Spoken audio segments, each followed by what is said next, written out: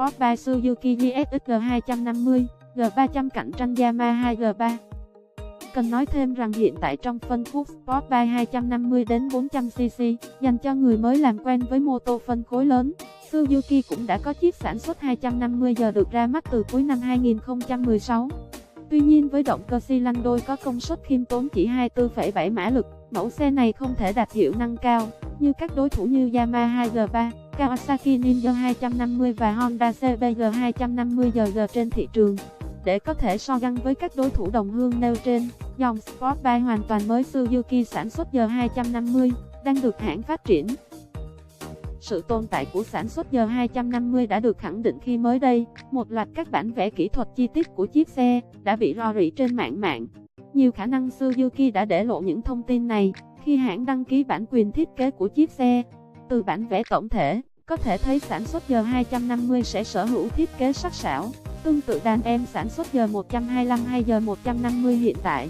Các chi tiết thiết kế như cụm đèn pha LED ở phần đầu, đuôi xe bút-on về phía sau và cặp mâm 5 cây chữ Y, được lấy cảm hứng từ những chiếc Sport Bike phân khối nhỏ của Suzuki hiện tại. Tuy nhiên, đặc điểm khiến sản xuất G250 trở nên ưu việt hơn hẳn so với chiếc sản xuất 250R hiện tại, đó là chiếc xe được phát triển dựa trên một nền tảng khung sườn và động cơ hoàn toàn mới. Từ các bản vẽ chi tiết, có thể thấy rõ rằng động cơ của xe sở hữu kết làm mát, cùng hai đường xả gom vào bộ lọc khí thải và nắp quy lát với hai trục cam. Từ các đặc điểm này, có thể chắc chắn sản xuất G250 sẽ chuyển sang sử dụng động cơ hai xi lanh thẳng hàng làm mát bằng chất lỏng giống các đối thủ. Động cơ này cũng sẽ được đặt trong bộ khung thép ống hoàn toàn mới, với phần khung chính dạng ống kép để tối ưu độ chịu lực.